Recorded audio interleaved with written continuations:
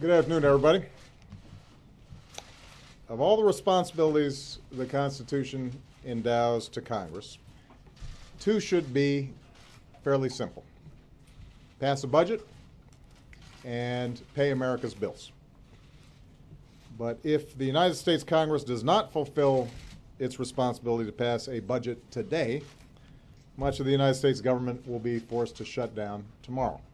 And I want to be very clear about what that shutdown would mean, what will remain open and what will not.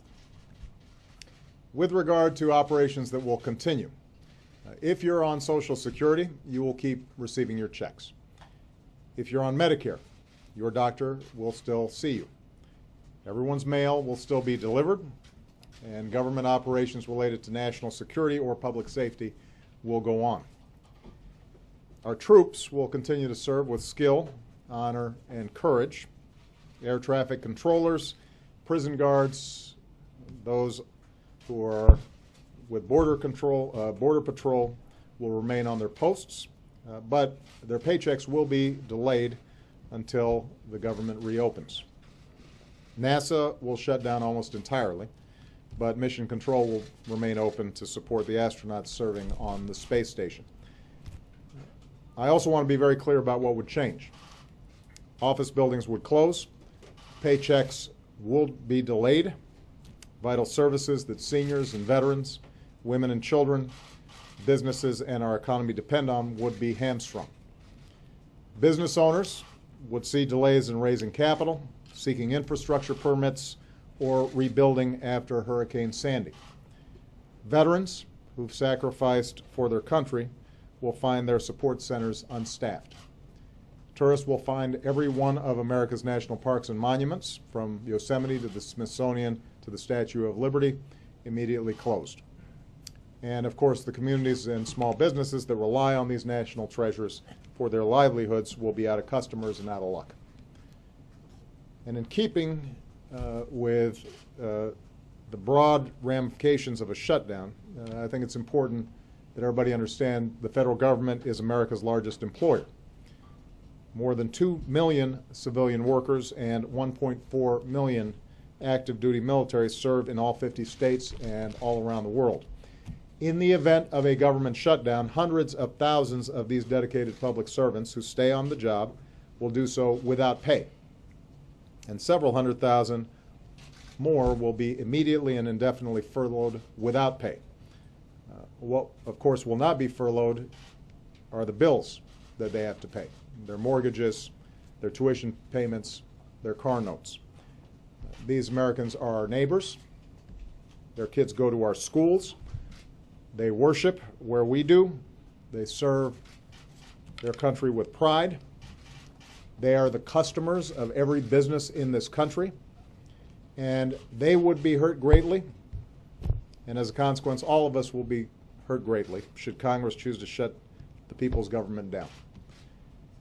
So a shutdown will have a very real economic impact on real people right away. Past shutdowns have disrupted the economy significantly. This one would too. It would throw a wrench into the gears of our economy at a time when those gears have gained some traction. 5 years ago, right now, our economy was in meltdown. Today, our businesses have created 7.5 million new jobs over the past 3.5 years. The housing market is healing, and our deficits are falling fast. The idea of putting the American people's hard-earned progress at risk is the height of irresponsibility, and it doesn't have to happen. Let me repeat this. It does not have to happen.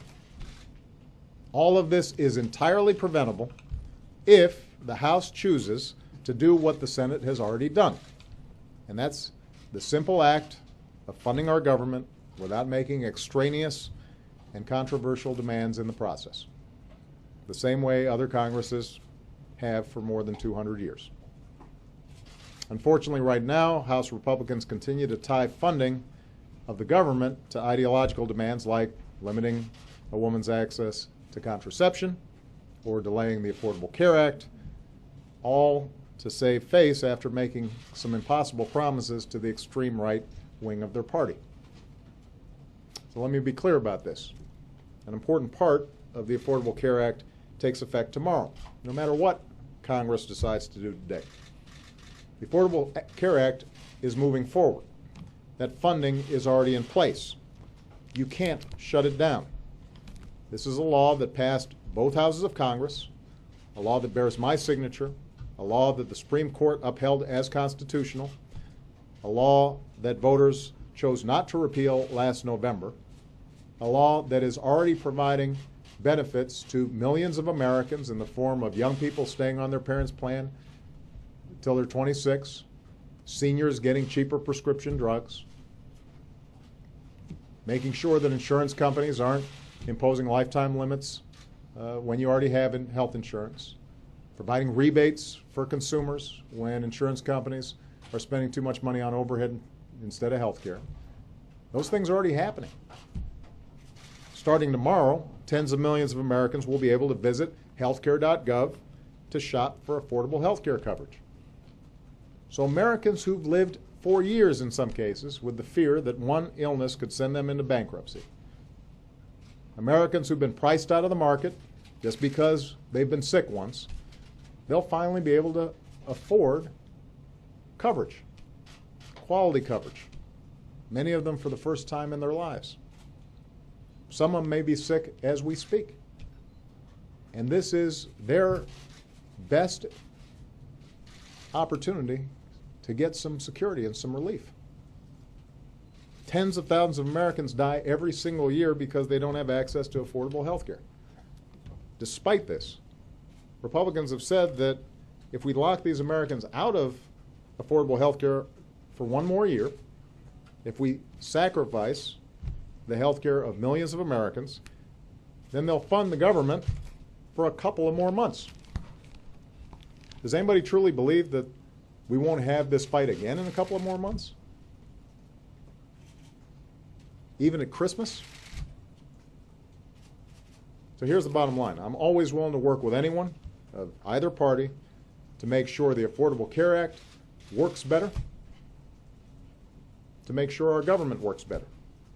I'm always willing to work with anyone to grow our economy faster or to create new jobs faster, to get our fiscal house in order for the long run. I've demonstrated this time and time again, oftentimes to the consternation of my own party. But one faction of one party in one house of Congress, in one branch of government, doesn't get to shut down the entire government just to refight the results of an election. Keeping the people's government open is not a concession to me.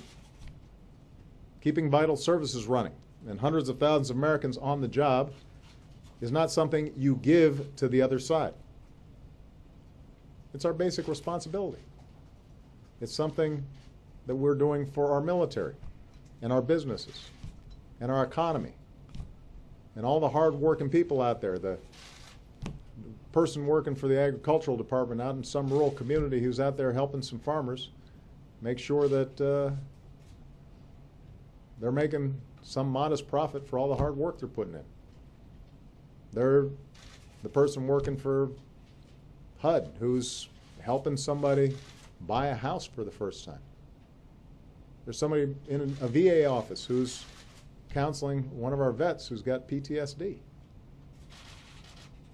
That's who we're here to serve. That's why we're supposed to be carrying out these responsibilities. That's why we should be avoiding this kinds of constant brinksmanship.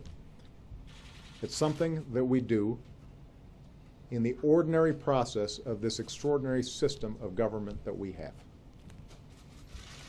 You don't get to extract a ransom for doing your job, for doing what you're supposed to be doing anyway, or just because there's a law there that you don't like. The American people sent us here to govern. They sent us here to make sure that we're doing everything we can to make their lives a little bit better, to create new jobs, to restore economic security, to rebuild the prospects of upward mobility. That's what they expect. And they understand that there are differences between the parties. And we're going to be having some tough fights around those differences. And I respect the fact that the other party's not supposed to agree with me 100% of the time, just like I don't agree with them. But they do also expect that we don't bring the entire government to a halt or the entire economy to a halt just because of those differences. And that's what they deserve. They've worked too hard for too long to recover from previous crises just to have folks here in Washington manufacture yet another one that they have to dig themselves out of. So Congress needs to keep our government open, needs to pay our bills on time, and never ever threaten the full faith and credit of the United States of America. And time's running out. My hope and expectation is that in the 11th hour once again, that Congress will choose to do the right thing, and that the House of Representatives in particular will choose the right thing. Thank you very much.